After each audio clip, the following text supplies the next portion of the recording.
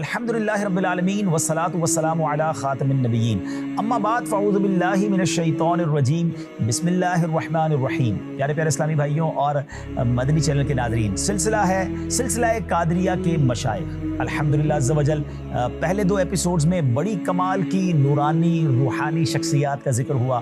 پہلے ہم نے مولا علی شیر خدا کا ذکر کیا، پھر امام حسین کا تذکرہ ہوا، اور آج امام حسین رضی اللہ تعالیٰ عنہ کے بڑے ہی کمال کے شہزادے سیدنا امام زین العابدین علی بن حسین رضی اللہ تعالیٰ عنہ کا ذکر خیر ہوگا۔ One of the amazing personality, بہت کمال کی شخصیت ہیں۔ آپ آج بہت کچھ سیکھنے جا رہے ہیں ناظرین، تو پلیز توجہ کے ساتھ اول تا آخر پروگرام میں شرکت کیجیے گا۔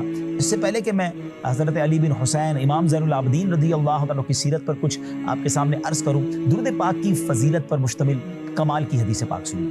حضور نبی رحمت شفیع امت صلی اللہ تعالی علیہ وآلہ وسلم نے ارشاد فرمایا، قیامت کے روز اللہ کریم کے عرش کے سوا کوئی سایہ نہ ہوگا۔ 3 شخص اللہ کریم کے عرش کے سائے میں ہوں گے۔ نمبر 1 وہ شخص جو میرے امتی کی پریشانی دور کرے، نمبر 2 میری سنت کو زندہ کرنے والا، اور نمبر 3 مجھ پر کثرت سے درود شریف پڑھنے والا۔ ناظرین ذرا غور کیجئے، وہ دن جب کوئی سایہ نہیں ہوگا اللہ کے عرش کے سوا، اس دن یہ 3 خوش نصیب ہوں گے، 3 قسم کے لوگ ہوں گے جنہیں اللہ کے عرش کا سایہ ملے گا۔ مسلمان کی پریشانی دور کرنے والا۔ زندگی ایسے گزاریے کہ لوگوں کی پریشانیاں ہم دور کریں، پریشانیاں پیدا کرنے والے نہ بنے۔ ہاں کچھ لوگ ہوتے ہیں جو پرابلم سالور ہوتے ہیں، اور کچھ ہوتے ہیں جو پرابلم کریٹر ہوتے ہیں، مشکل پیدا کرنے والے ہوتے ہیں۔ ایسے نہ بنے، راحتیں پہنچانے والے، آسانیاں کرنے والے بنے۔ انشاءاللہ جب آپ دوسروں کے لیے آسانی کریں گے نا تو رب کریم آپ کی زندگی آسان کر دے گا انشاءاللہ سے۔ دوسرا فرمایا میری سنت کو زندہ کرنے والا، سنتوں پر عمل کیجیے۔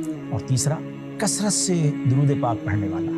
آئیے مل کر درود پاک بھی پڑھ لیجئے۔ صلو علی الحبیب صلی اللہ تعالی علی محمد صلی اللہ علیہ وسلم۔ امام حسین کے صاحبزادے ہیں تو باکمال تو ہونا ہی ہے، خاندان نبی پاک علیہ السلام کا ہے، اہل بیت اطہار میں سے ہیں، اور کیا کمال کا گھرانہ ہے۔ ایک ایسا عظیم واقعہ امام زین العابدین کی سیرت کا میں نے آپ کو سنانا ہے کہ ان کی قرآن فہمی، ان کا درگزر، ان کا حلم، ان کی برداشت، اللہ اکبر۔ ذرا غور سے سنیے۔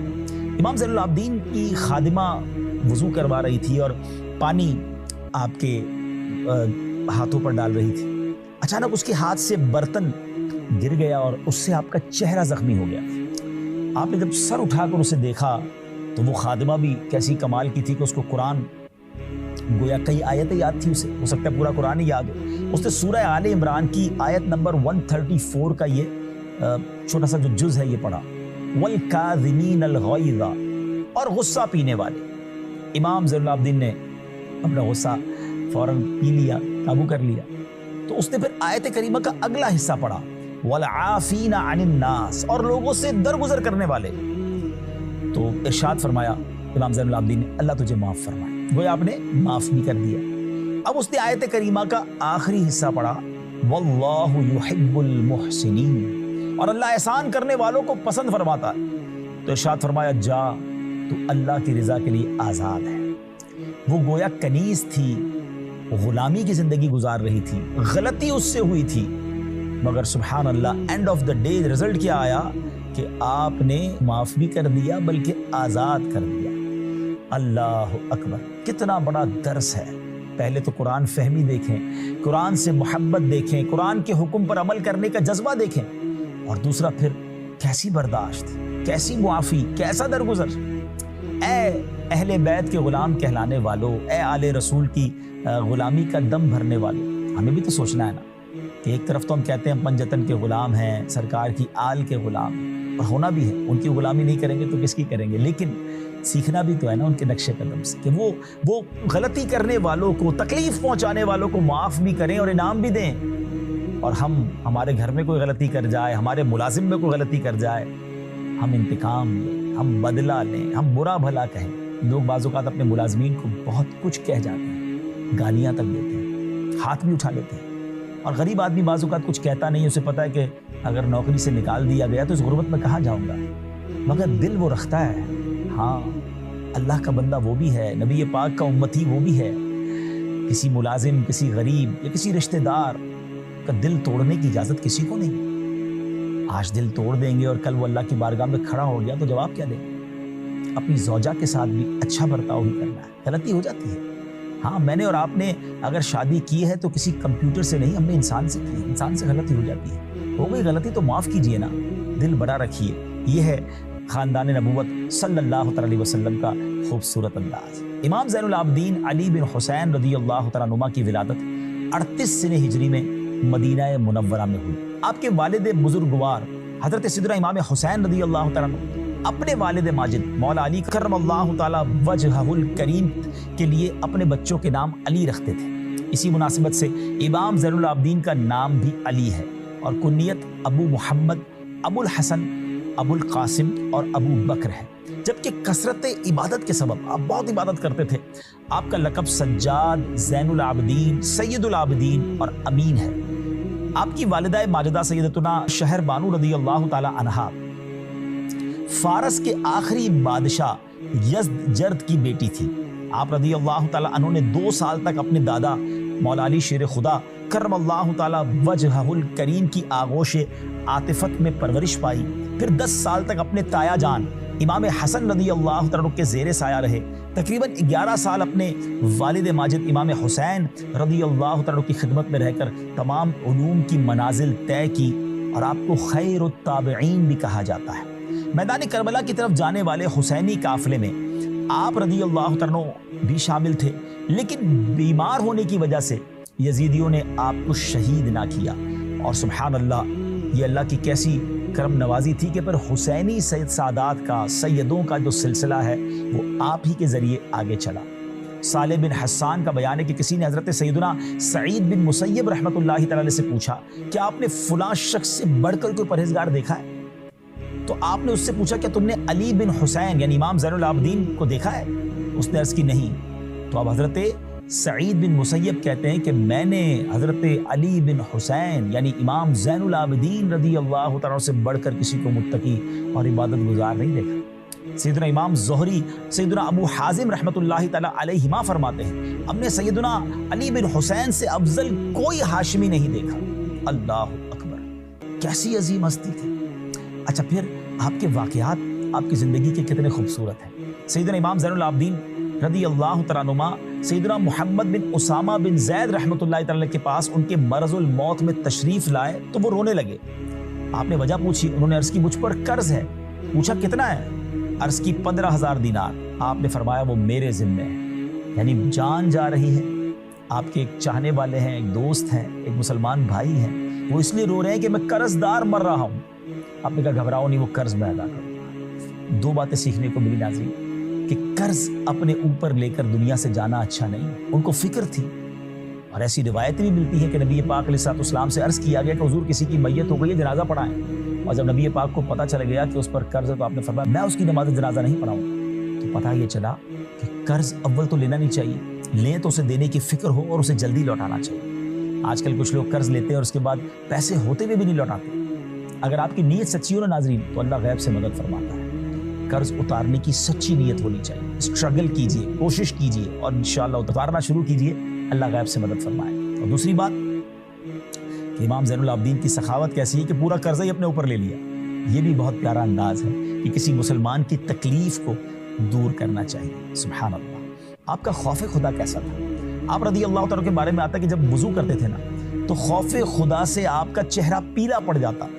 گھر والوں نے پوچھا کہ ہمیشہ وضو کے بعد آپ کو کیا ہو جاتا ہے, آپ کا چہرہ پیلا پڑ جاتا ہے, آپ اتنا ڈرتے ہیں؟ تو آپ نے فرمایا کیا تم لوگوں کو معلوم نہیں کہ میں کس کے سامنے کھڑا ہونے والا ہوں؟ نماز میں گویا میں کہاں حاضری دینے والا ہوں. اللہ اکبر. ناظرین ذرا سوچئے, زین العابدین کا مطلب ہوتا ہے عابدین, عبادت کرنے والوں کی بھی زینت. اتنی عبادتیں ہیں, اہل بیت سے ہیں, آل رسول ہیں, امام حسین کی اولاد سے ہیں, مگر نماز کے وقت کیفیت یہ ہے کہ رنگ پیلا پڑ گیا. اللہ کی بارگاہ میں کیسے حاضر ہوں؟ میں اور آپ بھی تو نماز پڑھتے ہیں, میں اور آپ بھی تو وضو کرتے ہیں. کبھی تو خیال آئے کہ میں کس کے سامنے کھڑا ہوں؟ مگر آج نماز بھی ہوتی ہے تو خیال کہیں اور ہے. اول تو نمازیں قضا ہو رہی ہیں اور جو نماز پڑھتے بھی ہیں ان میں سے اکثر کا کیا حال ہے ہم جانتے ہیں کہ دھیان کہیں اور ہے, خیالات کہیں اور ہے, بس جلدی جلدی پڑھنی ہے, نماز پڑھنا بھی پراپر نہیں آتی. نہ کریں ایسا. امام زین العابدین کی سیرت سے سبق حاصل کیجیے. اللہ اکبر. آپ حج کو گئے, حج کا احرام باندھا, اور یاد رکھیے کہ جب احرام باندھتے تو اس کے بعد لبیک پڑھنا ضروری ہوتا ہے. تو لوگوں نے کہا حضور آپ لبیک پڑھیے. آپ لبیک کیوں نہیں پڑھ رہے؟ تو آپ کہتے ہیں مجھے ڈر لگتا ہے میں کہوں لبیک یعنی یا اللہ میں حاضر ہوں تو اللہ کی طرف سے لا لبیک کی آواز نہ آ جائے. یعنی میں تو یہ کہوں کہ اے میرے مالک میں تیرے دربار میں حاضر ہوں اور وہاں سے یہ آواز نہ آ جائے کہ تیری حاضری قبول نہیں ہے. لوگوں نے کہا حضور آپ لبیک نہیں پڑھیں گے تو احرام کیسے ہوگا؟ یہ سن کر آپ نے بلند آواز سے پڑھنا شروع کیا لبیک اللہم لبیک لبیک لا شریک لک لبیک ان الحمد والنعمت لک والملک لا شریک لک. لیکن جیسے ہی لبیک پڑھا تو اب لرزنے لگے اور خوف خدا سے لرز کر اونٹ سے نیچے گر پڑے اور بے ہوش ہو گئے. جب ہوش میں آتے لبیک پڑھتے پھر بے ہوش ہو جاتے اور آپ نے اسی حالت میں پورا حج کیا. ناظرین لیول آف خوف خدا تو سمجھیے. اللہ اکبر. اللہ امام زین العابدین کے صدقے ہمیں کچھ حصہ ان کے خوف خدا کا ایک ذرہ عطا فرمائے. ایک طرف اتنے نیکیاں دوسری طرف ایسا خوف خدا. ایک ہم ہے کہ سر پر گناہوں کا انبار ہے مگر شرم ہے کہ آتی نہیں.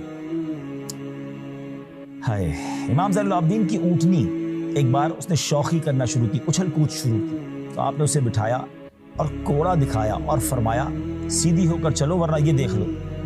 اور اس کے بعد اس نے یہ اچھل کود چھوڑ دی. یعنی آپ کس طرح کنٹرول کر لیتے تھے جانوروں کو اللہ نے یہ بھی آپ کو کمال عطا فرمایا تھا. آپ کی کرامات بھی بڑی مشہور ہیں. سیدنا ابن شہاب زہری علیہ رحمت اللہ الولی بیان کرتے ہیں جس دن سیدنا علی بن حسین رضی اللہ تعالیٰ عنہ کو مدینہ منورہ سے ملک شام عبد الملک بن مروان کے پاس لے جایا جا رہا تھا میں وہیں موجود تھا. آپ لوہے کی بیڑیوں میں جکڑے ہوئے تھے. آپ کے پہرے دار کئی لوگ تھے. میں نے آپ کو سلام کیا اور الوداع ہونے کی اجازت چاہی تو مجھے اجازت دے دی گئی. آپ ایک خیمے میں تھے قید تھے اور ہاتھ پاؤں میں بیڑیاں اور ہتھکڑیاں تھیں.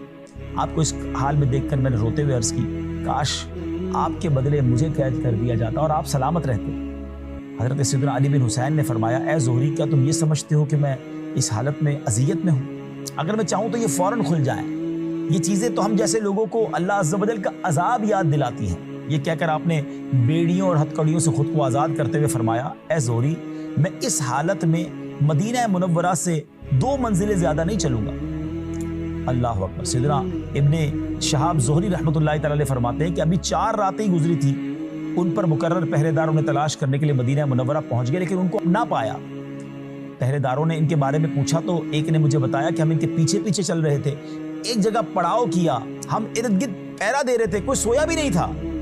صبح ہوئی تو ان کے جو کجاوے اونٹ کا یوں سمجھے جو بیٹھنے کی جگہ ہوتی ہے اسے پردہ ہوتا ہے اس کے اندر ہم نے دیکھا تو ہم نے کچھ نہ پایا. امام زہری فرماتے ہیں کہ اس کے بعد میں عبد الملک بن مروان کے پاس گیا. اس نے مجھے سیدنا علی بن حسین رضی اللہ تعالیٰ کے بارے میں پوچھا تو میں نے تو سارا واقعہ بیان کر دیا کہ حضرت سے ملاقات ہوئی تھی. انہوں نے بتایا تھا کہ میں تھوڑا ہی آگے جا کر پھر ان کے ساتھ نہیں ہوں گا. تو اس نے مجھ سے کہا کہ جس دن وہ پہرے داروں سے گم ہوئے ہیں اس دن میرے پاس آئے تھے اور مجھ سے فرمانے لگے یہاں نہ میں رہوں گا نہ تم. میں نے کہا میرے پاس ٹھہریے. فرمایا مجھے یہ پسند نہیں. پھر تشریف لے گئے. اللہ عز و جل کی قسم میں خوف کی وجہ سے کانپنے لگا. سیدنا ابن شہاب زہری فرماتے ہیں میں نے اس سے کہا اے خلیفہ حضرت سیدنا علی بن حسین ایسے نہیں جیسا تم سوچتے ہو وہ تو اپنے آپ میں مشغول ہیں.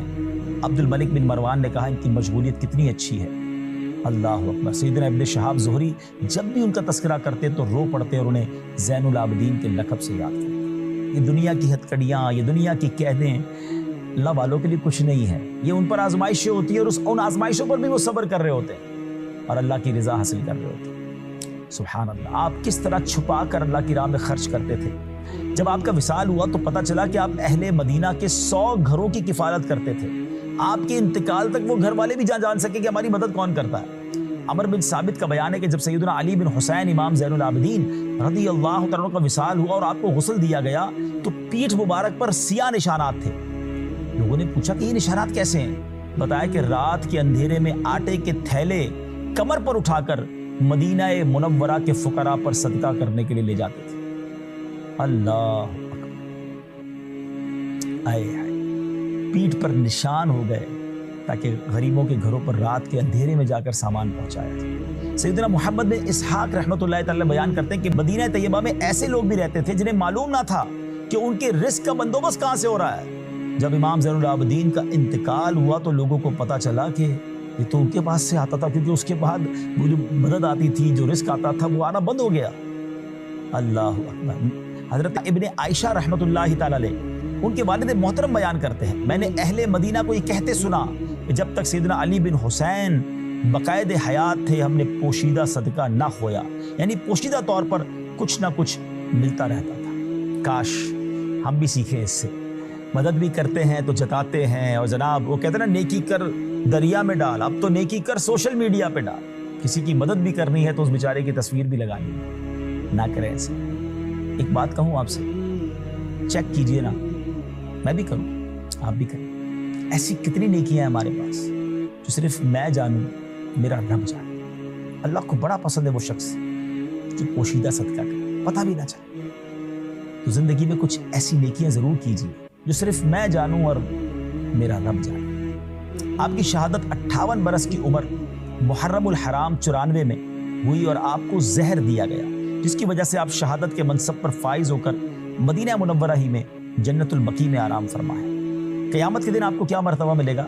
حضرت ابو زبیر رضی اللہ تعالیٰ سے روایت ہے کہ ہم حضرت جابر بن عبداللہ رضی اللہ تعالیٰ کے پاس بیٹھے ہوئے تھے کہ حضرت علی بن حسین یعنی امام زین العابدین تشریف لائے، تو حضرت جابر نے فرمایا کہ ایک دن میں نبی پاک علیہ السلام کی بارگاہ میں حاضر تھا کہ حضرت حسین بن علی بھی حاضر خدمت ہوئے۔ حضور نے اپنے سینے سے لگایا، چوما، اپنے پہلو میں بٹھایا اور ارشاد فرمایا، میرے اس بیٹے کے گھر ایک بیٹا ہوگا جس کو علی کہا جائے گا، قیامت کے دن منادی عرش کی کوکھ سے اعلان کرے گا، سید العابدین قیام فرما ہو جائیں تو وہ یعنی امام زین العابدین کھڑا ہو جائے۔ اللہ اکبر۔